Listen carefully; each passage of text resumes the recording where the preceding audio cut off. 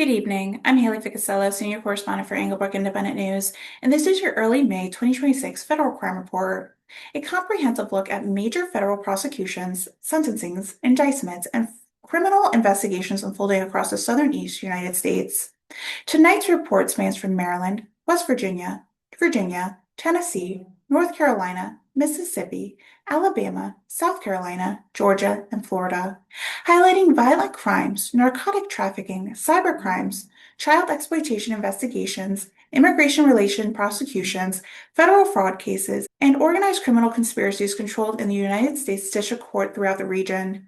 Our coverage tonight contains disturbing details involving child exploitation, fentanyl trafficking, violence, and fraud schemes that impact victims across multiple states.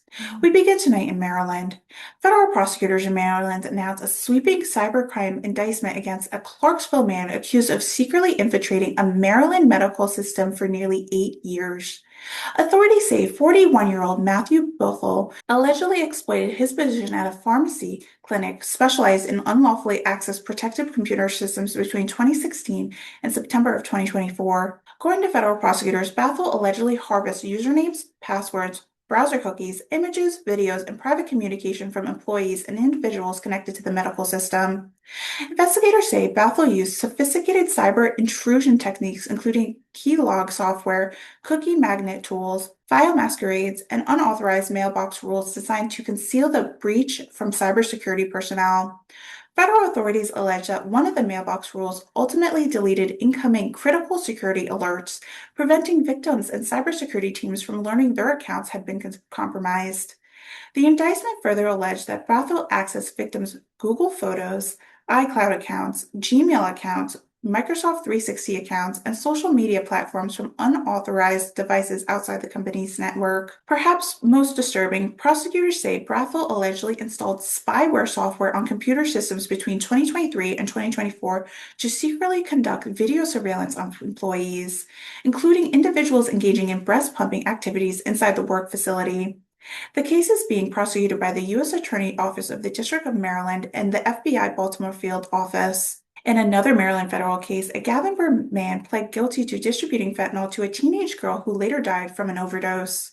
Federal prosecutors say 27-year-old Kevin Reyes sold fentanyl to a 15-year-old victim after the two connected on Instagram in January of 2023. According to the court records, Reyes agreed to meet the victim nearby an elementary school in Montgomery County during the early morning hours of January 14th. Investigators later used cell phone location data and Ring camera footage to place Reyes at the meeting location. Hours later, the victim's mother discovered her daughter dead inside her bedroom. An autopsy determined the teenager died from fentanyl and diphenol intoxication. Authorities later executed a search warrant of Reyes' residence, recovering drug packaging material, scales, foil, residue-covered straws, and narcotic paraphernalia. Federal officials say the case underscores the continued danger posed by fentanyl distribution throughout social media platforms. A Baltimore man has been sentenced to more than 8 years in federal prison for participating in a firearm trafficking conspiracy stretching from Carolinas into Maryland and New Jersey. 36-year-old Rodney Allen Farrar received a 100-month federal sentence for admitting to his role in trafficking more than 100 firearms alongside co-conspirator Brian Keith Adams. Federal agents say the pair sold firearms to undercover operatives with knowingly supplying weapons to individuals prohibited from possessing them. Investigators say at least some of the firearms were stolen and designed for illegal resale operations in New Jersey. The operation involved multiple agents, including ATF, Homeland Security Investigation, the U.S. Postal Inspection Service, Maryland State Police, Baltimore Police, and law enforcement partners in North Carolina. Federal prosecutors also announced child exploitation charges stemming from Department of Justice nationwide Operation Iron Pursuit. Two Maryland men, 43-year-old Tarif Jamal Alston and 21-year-old Gabriel Jose Ramirez Clemente, were charged with sexually exploiting children during a national enforcement operation that resulted in more than 350 arrests nationwide and the rescue of 200 children victims. The Department of Justice say every FBI field office and every United States Attorney Office participated in a coordinated crackdown. Meanwhile, in Baltimore, a duck-leg man has been sentenced to 32 months in federal prison for orchestrating a counterfeit money operation while already serving a term of federal supervised release. 51-year-old Jason Christian Evans admitted to purchasing counterfeit currency on the dark web throughout the marketplace known as Upskirt Market. Authorities say Evans used fake bills at grocery stores across Pennsylvania. Federal investigators later recovered computers, counterfeit detection pens, instructional videos demonstrating how to artificially age counterfeit currency and evade detection methods. Federal prosecutors across West Virginia announced a wave of fentanyl, methamphetamine, firearm, and immigration-related prosecutions throughout the Northern and Southern District. Two men admitted to trafficking narcotics near schools and playgrounds in Wheeling. Jason Hill of Cleveland pled guilty to distributing heroin and fentanyl near Wheeling Center Catholic High School and West Virginia North Community College. Matthew Luff admitted to distributing methamphetamine near Heritage Poor Playground. Both men now face substantial federal prison sentencing. In Martinsburg, 22-year-old Jaden Isaiah Stephen Gill was sentenced to nearly 22 years in federal prison for selling counterfeit fentanyl pills distinguished as prescription oxycodone throughout social media platforms. Investigators say Gill used Telegram, Instagram, Snapchat, Signal, and Linktree to advertise and distribute narcotics throughout the tri-state region. Authorities seized fentanyl, methamphetamine, cocaine, firearms, and nearly $50,000 in cash from Gill's residence. Federal prosecutors say a juvenile overdose victim in Maryland believed that they were purchasing Percocet tablets. Instead, the pills contained deadly fentanyl. A Martinsburg man with a violent criminal history received 10 years in federal prison sentence after deputies responded to a domestic dispute, recovered a firearm with an obliterated serial number, narcotics, and cash from his vehicle. Ryan Dernantes Lynn had a prior conviction involving robbery, assault, and firearm offense, was already under supervised release at the same time of the incident. Federal courts also hand down decades-long sentence in a major methamphetamine trafficking case. Patrick Stickley received 30 years in federal prison after investigators intercepted mail drug package connected to his operation and recovered firearms and narcotics from his residence. Additional sentences were imposed against Charleston Stevens and Gerard Fitch for separate methamphetamine distribution conspiracies. Four men tied to fentanyl trafficking organizations operating in West Virginia's eastern panhandle received combination federal prison sentences totaling more than 33 years. Investigators recovered massive quantities of fentanyl pills, firearms, heroin, methamphetamine, and ammunition connected to the organization. Federal authorities say one traffic operation stretched from Baltimore into West Virginia communities. A Berkeley County tax prepper and insurance agent was sentenced for a wire fraud after prosecutions say she used clients' personal information to secretly open insurance policies for commission payments. Amanda Gorham admitted to obtaining more than $44,000 from the scheme. Federal immigration prosecutions also continue throughout the state. A Honduran national previously removed from the United States 5 separate times received federal prison sentence after being arrested in Jefferson County on a DUI and fleeing charges. Another defendant with alleged Sinaloa cartel connections was sentenced to more than 13 years in prison for heroin trafficking and illegal re-entry offense tied to multi-state narcotic organizations. Federal firearm prosecutions also continue across the state. 3 separate defendants received sentencing ranging from 30 months to 15 years for illegally possessing a firearm despite prior felony convictions. Investigators recovered firearms during a domestic violence calls, drug investigation, and traffic stops. In Charleston, Jonathan Kennedy received more than 15 years in prison for methamphetamine trafficking and violating federal supervised release tied to prior gun convictions connected to a shot-fired incident near the 2022 Charleston Stillwell Regatta. Authorities intercepted a package containing approximately 38 pounds of methamphetamine during an investigation. Federal prosecutors in Huntington also announced prison sentences against members of the drug trafficking organization distributing fentanyl, crack cocaine, and methamphetamine throughout the region. Additional prosecutions involve illegally re-entering offenses, cocaine trafficking, large-scale methamphetamine distribution conspiracies. Federal prosecutors in East District of Virginia announced an aggressive expansion on child exploitation prosecutions under Project Safe Childhood. During April alone, federal authorities prosecuted 15 separate child exploitation defendants. The cases include indictments, guilty pleas, convictions, and multiple lengthy prison sentences, including one life sentence. Among the most disturbing cases, prosecutors charge a Hawaiian man stationed in Fort Uzi with sexually exploiting a 6-year-old child and transporting child sexual abuse material. Another defendant, Malachi Morgan Thomas of Woodbridge, admitted to coercing more than 40 underage girls throughout Snapchat into producing illicit images. Federal prosecutors say Thomas traveled across state lines to engage in sexual activity with at least one victim. He faces a minimum of 15 years in federal prison. Several cases involving undercover law enforcement operations targeting online predators using messaging applications including Kik, Telegram, Chatwe, Discord, Tumblr, and Snapchat. Investigators recovered hundreds of child sexual abuse files from multiple defendants' devices. Federal prosecutors also secure convictions against registered sex offenders accused of exploiting minors through gifts, travel, online coercion, and manipulation. One defendant, Anthony George Ruggiero, received a life sentence after being convicted of sexual abusing a foreign exchange student living in his home. A Norfolk area firearm trafficker case also resulted in prison sentencing for Portsmouth man who admitted to straw purchasing firearms from others, including a drug dealer. Authorities say several of the weapons were later used in violent crimes across multiple states.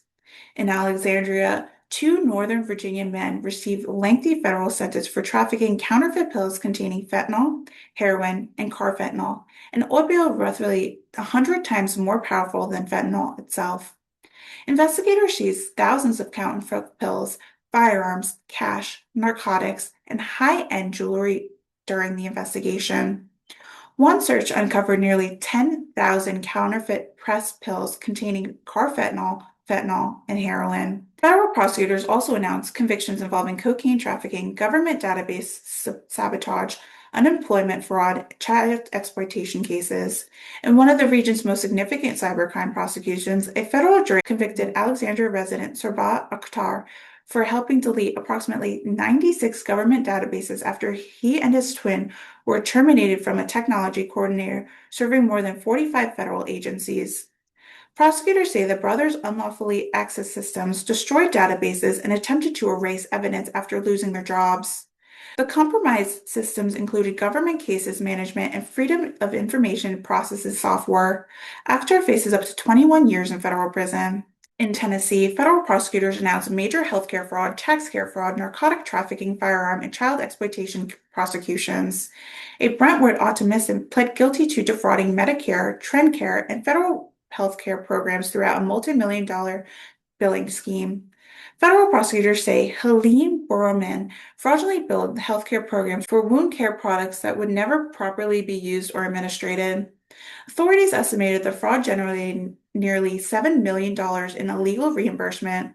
Also in Brentwood, attorney David Garante admitted to concealing millions of dollars in cryptocurrency profits and consulting income from federal tax authorities. Federal prosecutors say Garante used decentralized cryptocurrency exchange and nominees accounts to hide transactions totaling $6.6 million. The tax losses to the government exceeded $550,000. In Knoxville, a Florida woman received more than 5 years in prison after traveling across state lines to engage in sexual conduct with a 14-year-old girl. Investigators say Casey Lynn Skaggs and her husband traveled repeatedly into East Tennessee to meet the victim and later instructed her to destroy evidence. Federal narcotic prosecutions also continue in Knoxville. 20-year-old Tamara Thomas received 70 months in prison after investigators uncovered marijuana trafficking operations pumping through Instagram. Authorities seized multiple firearms, including a Glock pistol and a micro darker AK-style weapon during the investigation. Federal authorities in North Carolina announced multiple threats investigation, fentanyl prosecutions, and online intimidation cases.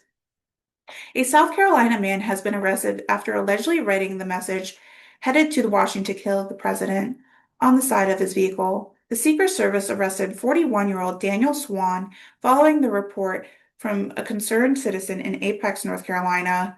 He now faces federal charges involving threats against the President of the United States. In Wilmington, Cornell Moranza received 21 years in federal prison sentence after prosecutors linked him to a fentanyl sale that caused a fatal overdose. Investigators discovered fentanyl packages labeled "Try this" and "Dead on Arrival" at the victim's residence. Authorities later intercepted record jail calls in which Mendoza discussed continued drug sales after learning one customer had died. Federal prosecutors also charged a North Carolina man for accused of mailing death threats to federal immigration officers and their families. Separately, another defendant pled guilty to doxing the home address of the United States Supreme Court justice while posting violent rhetoric online.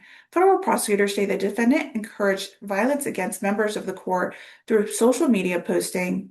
In Mississippi, a Jackson man has pled guilty to illegally possessing a firearm after prosecutors say he pursued and opened fire on another individual outside a convenience store. Federal authorities say Derek Apes had prior convictions involving armed robbery, kidnapping, and aggravated assault and assault on a law enforcement officer.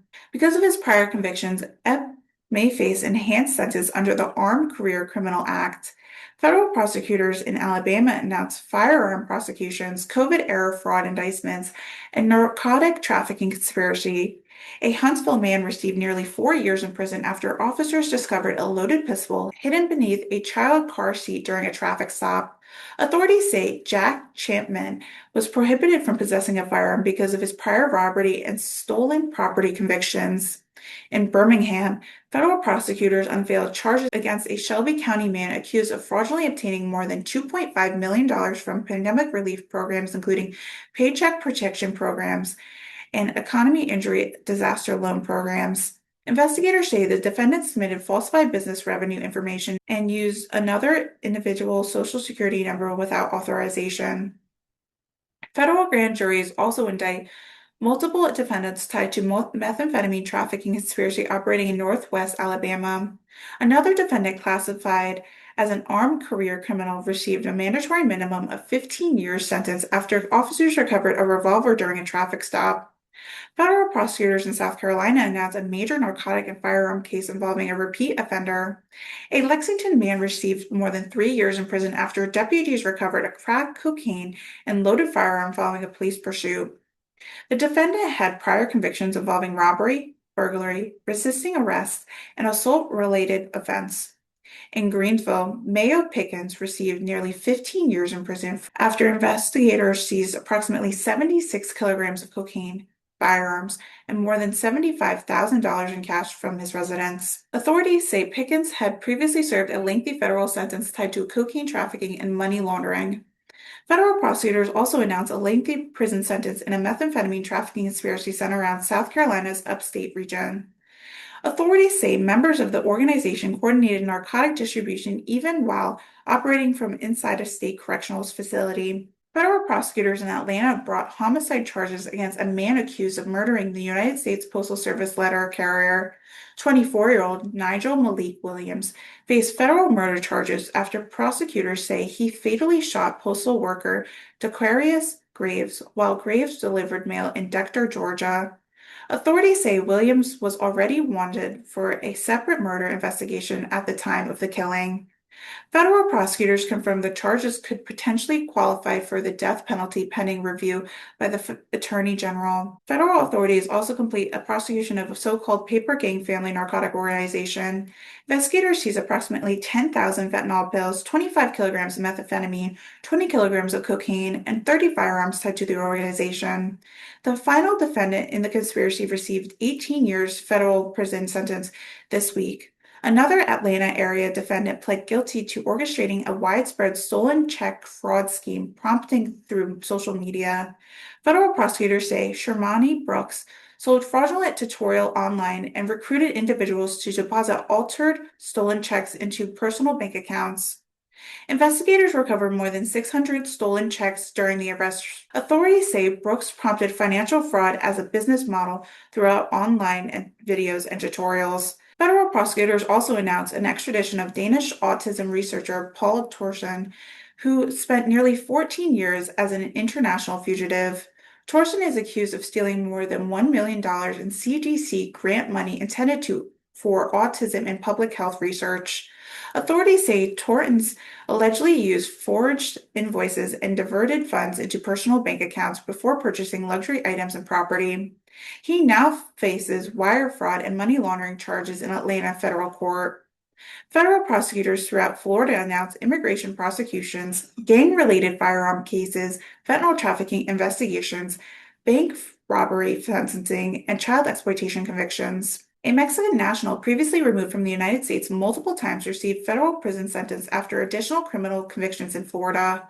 Federal authorities say Mario Lopez Martinez illegally re-entered the country before deportation proceedings. In Pensacola, Carmen Fountain was indicted on fentanyl trafficking and narcotic distribution charges carrying potential life sentence. Authorities allege Fountain distributed fentanyl and possessed methamphetamine, marijuana, and additional fentanyl with intent to distribute. An 18-year-old documented gangbanger from Gainesville received a federal prison sentencing after officers recovered a firearm with a removed serial number and extended magazine loaded with 22 rounds. Federal authorities say the case falls under the Department of Justice Operation Take Back America initiative targeting violent offenders and gang-related activity. Federal prosecutors also announced multiple sex offenders and child exploitation prosecutions. One Tallahassee defendant pled guilty after allegedly attempting to entice a minor during an undercover law enforcement operation. Another Pensacola defendant, already a registered sex offender, admitted to possession of child sexual abuse material after investigation located him working on Pensacola Beach. Authorities say he now faces decades behind bars. In Gainesville, Patrick Shane Johnson received 4 years in prison after robbing a Wells Fargo bank while threatening employees with a note claiming he was armed. Police apprehended him shortly after the robbery.